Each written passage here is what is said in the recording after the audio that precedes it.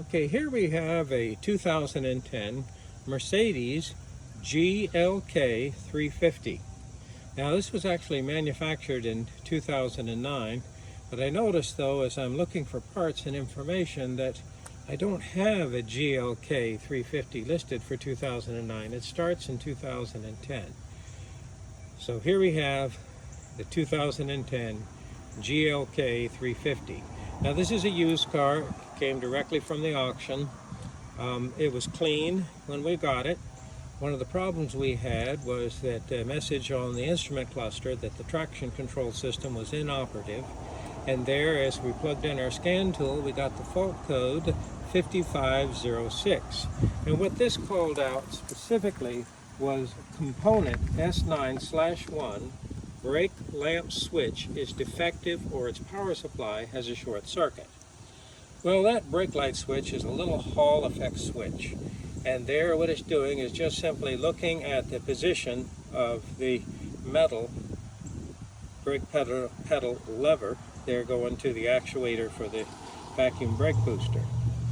Now for some reason they had actually removed the fuse from the fuse block. And so what happens is we're looking right here, we're not seeing this because this fuse was actually missing. And of course having to go ahead and get our all data and take a look there at the fuse block diagram. It would be nice if they included one underneath the cover. I'm sure they do there in the owner's manual. But after replacing this fuse, that straightened everything out. We're able to erase the code. And one symptom that was interesting is the brake lights actually worked. And apparently the reason why is what is controlling the brake lights. It's the rear SAM module. What happens is the request to turn on the brake lights is actually a message over the CAN bus or controller area network. And apparently what was happening is that the anti-lock brake controller was saying, hey, my internal pressure indicates that the brakes are definitely applied. If you haven't turned on the brake lights, perhaps it's time you do. And what was confusing to us is the brake lights did work. They only worked if the ignition key was on and that you, of course, press the pedal. Now, one thing that was interesting, too, is this vehicle would start without pressing the brake pedal. Yep, normally you have to press the brake pedal to crank this vehicle. This vehicle would crank without pressing the brake pedal. So that was an interesting default. Once we corrected the fuse, then after clearing the code, sure enough, turned the key to the crank position, nothing happens. The brake pedal must be pressed. So there we go. Watch out for that. And of course, the fault code is 5506. All right, here we see Mercedes. I guess we're going to call it the 3.5 liter V6. Now, this is the earlier V6, and these are just simply engine covers right here. This is the 90-degree V6, I believe, with the balancer shaft. And what we're going to do here real quick is let me pop the cover off quickly, and we'll talk about the engine just a moment. Okay, here we're going to go ahead and remove this cover. This is actually the electronic control unit here for our powertrain. This little clip right here is retaining the air cleaner housing there on the throttle body, and of course these are just fresh air ducts, and these deteriorate over time. As you can see, these are kind of a little worse for wear. These are inexpensive and readily available online. Now, once you've got this clip loose right here, this just lifts right up. It really comes right up. This is the air duct for the suction to the air pump that pumps fresh air into the exhaust manifold to help control hydrocarbon and carbon monoxide emissions there on my initial startup. And this is actually the air cleaner housing. My two air cleaners are retained here in this housing, and I'll need to carefully remove this. So here we go. If I'm going to service the air cleaners, we'll be removing that. Well, let's just talk about this style engine here. All right. Obviously, this is the air filter. This is actually an electric air pump, and you'll hear this run when the engine initially starts, especially cold. Now, these are the vacuum actuators for the swirl flaps, or I should say the flaps that are going to control the length of the intake manifold runners. Within the intake manifold, that little plastic lever likes to break, gives you a corresponding fault code. This is actually a port fuel injected system, low pressure, and there we see the fuel pressure service port. Now when I mean low pressure, I believe that they're operating probably at about 3.5, 4 bar. So that's going to be about 35, 45, 50 psi. And here we see the fuel line coming from the fuel pump in the fuel tank. Now you'll notice that you do not see a pressure regulator because the pressure regulator is part of the fuel pump assembly in the tank. This is called a deadhead rail.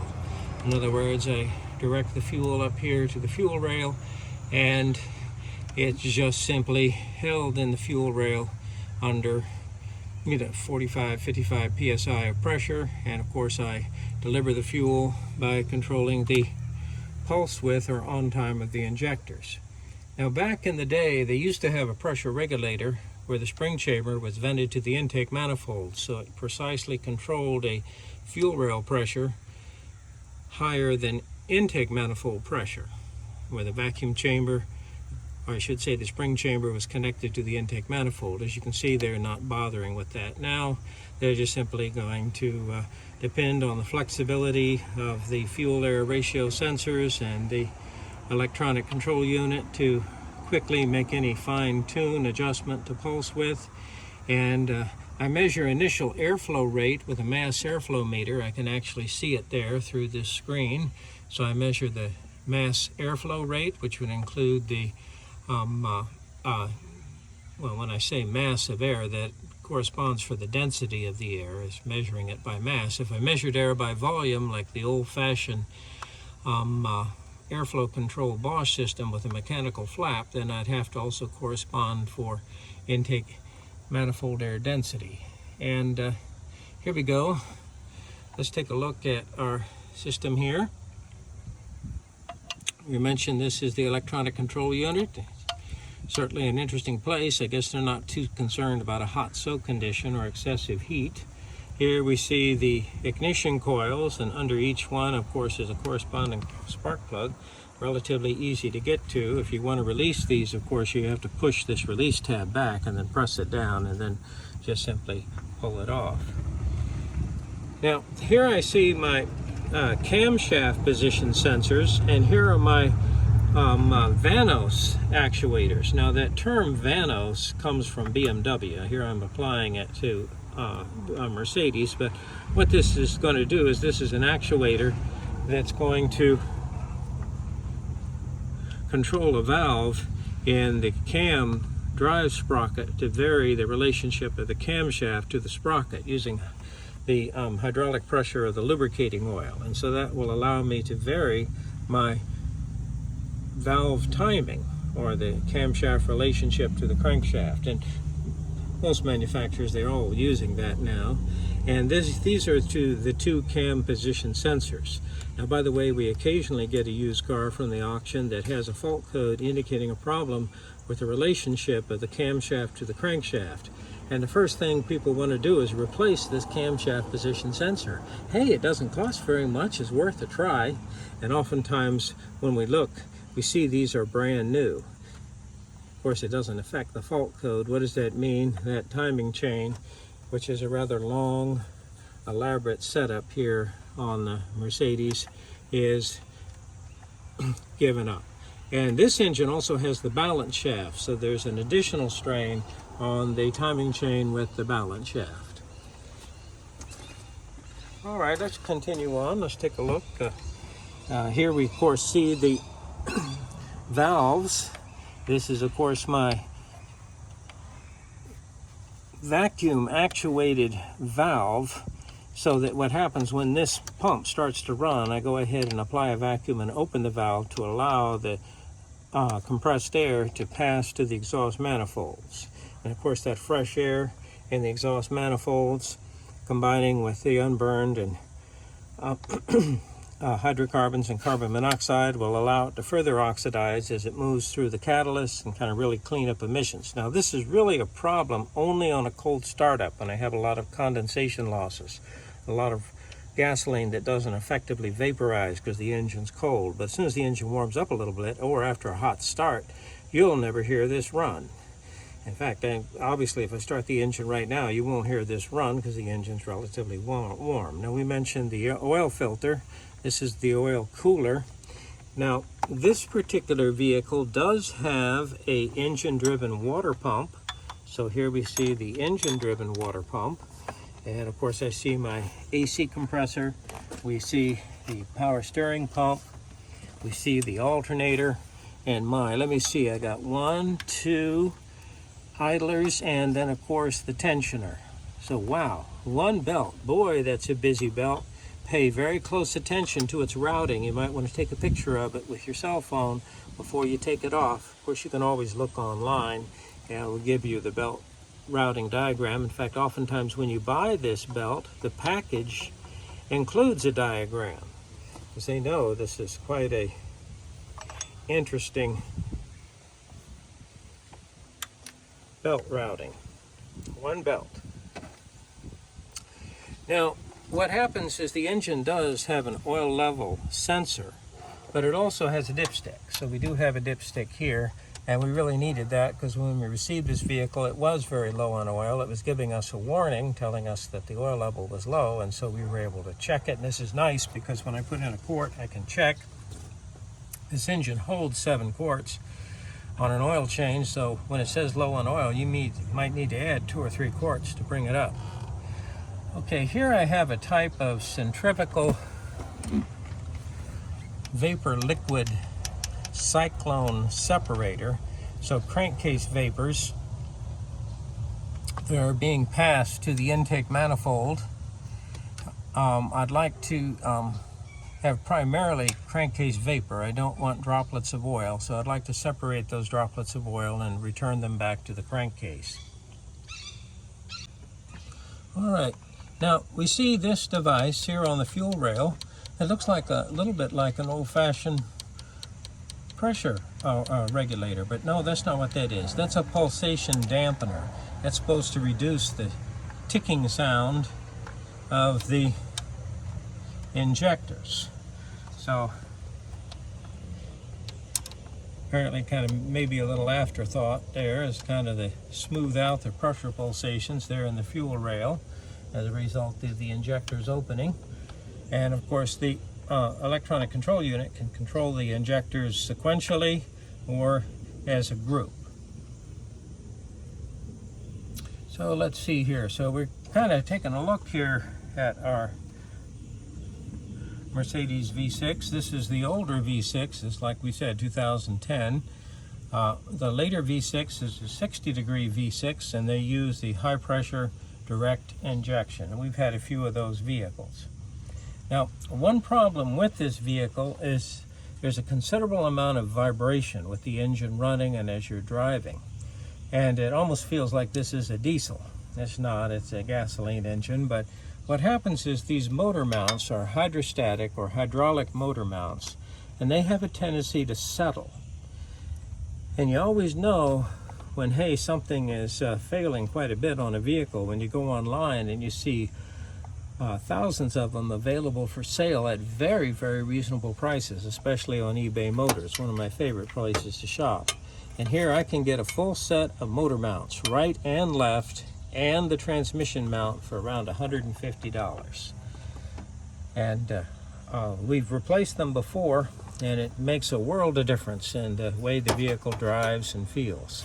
Now, there is a nut that retains the motor mount there on the top, and you need a special tool to come in and take that nut off. Now, I'm not saying you can't do it with a modified wrench, but boy, that tool certainly makes life easier. There are 2 sizes for the V6 and the V8, but it's certainly well worth it. The right or passenger side motor mount is relatively easy to do. The driver's side motor mount requires removing the exhaust from the exhaust manifold. So you'll be removing the exhaust pipe and the catalytic converter as it goes there to the exhaust pipe going to the back. And it wouldn't hurt to remove the wheel so you can kind of help gain access here to it. But what happens, a motor mount is retained there to the engine with a stud and nut, and then with 2 bolts there to the corresponding engine cradle of the vehicle. Now, the transmission mount is extremely easy to replace. That's you can throw that one in. But these right and left, especially the left, are very difficult. Okay, here we see the emissions decal, and the date of manufacture there on the inside of the door is 0409. And as you can see, this truly is a 2010 model year. And of course, it's gasoline. And let's see here, and I guess it's talking about for sale in California and 49 states. And sequential fuel injection, air injection reactor. Here we have our pre and post catalyst oxygen sensors and 2 3-way catalysts. And these 3-way catalysts are right there up to the exhaust manifold. So here we see our Mercedes. You know, at one time this was a high-tech new car. But now it's a 12-year-old used car with 130-some thousand miles. Okay, here we're getting ready to return the 2010 model year Mercedes GLK 350 to the dealer. And as we can see, we have 153,834 miles. We've taken care of all the preliminary problems. It does have an inspection. One thing you'll notice that as I start the car is that the engine's a little loud as far as the vibration is concerned, and you'll of course feel it there as we drive it. That's a common problem with Mercedes, that the hydraulic style motor mount settled after 153,000 miles in 12 years, and we're going to be freshening up those motor mounts and putting on a new transmission mount. That should help take care of that. All right, this car is nice and clean. The interior is almost perfect. When I say almost perfect, there's a slight imperfection there in the driver's seat, but otherwise all of the upholstery is in excellent condition and the carpets are in excellent condition. The spare tire, the tools, the first aid kit are all here with the vehicle and never used. So that's good. All right. So we're going to go ahead and take it for a little ride. It's kind of hard to tell here on the video, but it feels like I was driving a diesel. I mean, it's not objectionable, and if I gave you the car and you didn't know any better, you think, oh, well, that's just the feel of a Mercedes. But no, when you got a good set of motor mounts, you don't feel that vibration at all. Can't even tell the engine's running. Okay. All right, it's nice and peppy. This is the 722.9 7G-tronic automatic transmission, 7 speeds. The idea of a good automatic transmission is that the shifts are imperceptible, and of course, obviously, any type of ratio error or slippage, I'd go into limp in and set a corresponding fault code. There are no check engine lights. We're in the comfort mode.